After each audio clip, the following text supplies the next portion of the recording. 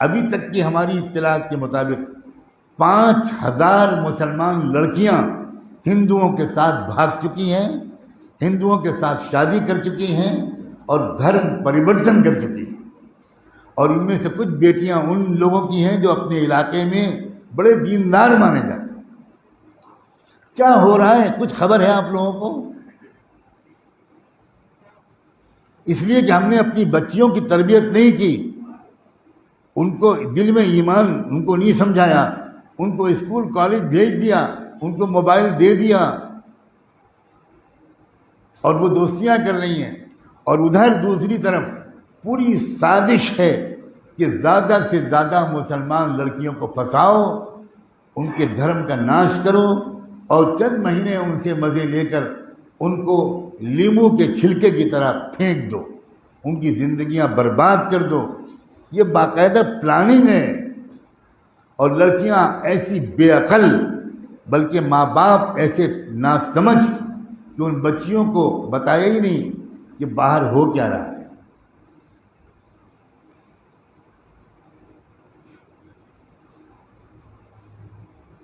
ان لڑکیوں کے contact number حاصل کیے جاتے ہیں، اس کے بعد ہائی ہیلو کیا جاتا ہے، اور مجھے اندر ہوئی ذرائع سے یہ بات معلوم ہوئی ہے کہ باقاعدہ اس سنگٹھن کے لوگ اپنے نوجوانوں کو 1-2 مہینے ٹریننگ دیتے ہیں کہ مسلمان لوگ آپس میں کیسے بات چیت کرتے ہیں۔ ان کو سلام علیکم کرو، ان سے پوچھو کیسے مزاج ہیں، خیریت ہے، انشاءاللہ، ماشاءاللہ، الحمدللہ، سبحان اللہ۔ ان نوجوانوں کو سکھایا جاتا ہے، اور میٹھی میٹھی بول بول کر یہ ہماری بالکل ناسمجھ لڑکیاں اور ناسمجھ ماں باپ کی ناسمجھ لڑکیاں ان کے لیے در نوالا بن رہی ہیں، اور ہم کچھ نہیں، ہمارے کان پر جو ہی نہیں رینگ رہی۔ آپ میں سے کسی ایک کی رات کی نیند حرام ہوئی ہے یہ خبر سن کر؟ کیا بے غیرتی ہے! آپ میں سے کسی ایک دسترخوان پر سے اٹھائے کہ آج مجھ سے کھانا نہیں کھایا جائے گا؟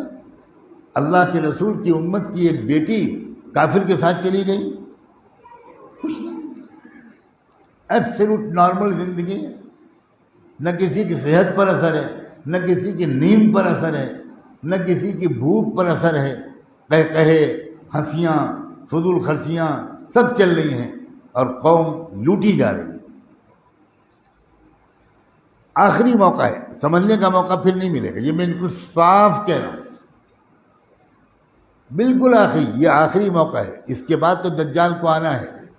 یہ سب اسی کی پوری تیاری ہو رہی ہے، اور 2 اسٹیج ہیں جہاں فیصلہ کن حق اور باطل کے درمیان ٹکراؤ ہو رہا ہے، اور وہ اللہ کے رسول پہلے بتا چکے تھے۔ ایک تو ہمارا یہ خطہ ہے، ہمارا یہ علاقہ ہے، اور ایک بیت المقدس۔ اتنا فرق پڑ گیا، بے خبری کا یہ عالم ہے۔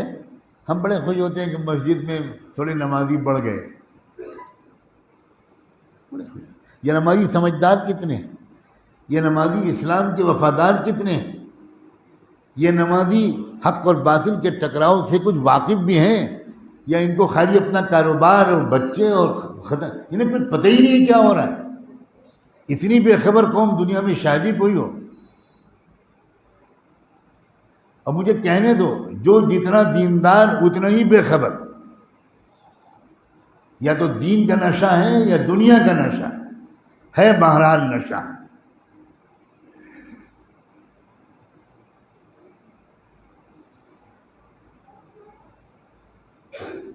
ایک زمانہ تھا، ابھی میرے بچپن کی بات ہے، میں بہت پرانی بات نہیں بیان کر رہا، 40-45 سال پہلے کی بات۔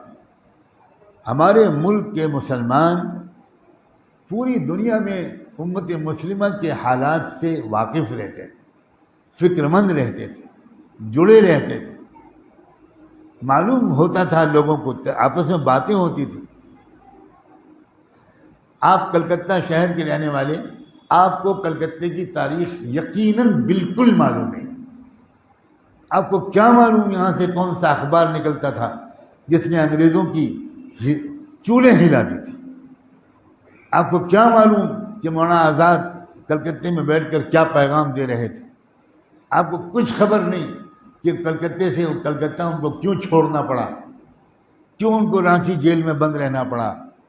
آپ کو بھی نہیں معلوم کہ مولانا آزاد کی بیوی کا انتقال ہوا تو مولانا آزاد نے عدالت میں درخواست کی جب سیریس بیمار تھیں کہ مجھے 2 دن کے لیے جیل سے نکال دیا جائے، میں شاید بیوی کا جنازہ بھی نہ پڑھ سکوں۔ انگریز عدالت نے درخواست مسترد کر دی، لیکن انتقال کے بعد ان کو موقع دیا گیا، وہ کلکتہ آئے اور اپنی بیوی کی قبر پر صرف آنسو بہائے، فاتحہ پڑھی، دعا مانگی اور ایک عجیب و غریب قسم کا کلام کہا اور واپس جیل چلے گئے۔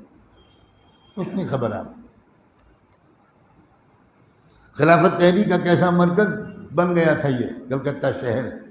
ایک زمانہ تھا کہ مسلمان کچھ اور تھے، ان کو فکر رہتی تھی پورے عالم اسلام کی۔ خلافت ختم ہوئی ترکی میں اور تحریک خلافت چلی ہمارے ملک میں۔ آج آپ کو معلوم ہے بیت المقدس میں کیا ہو رہا ہے؟ کچھ خبر ہے کسی؟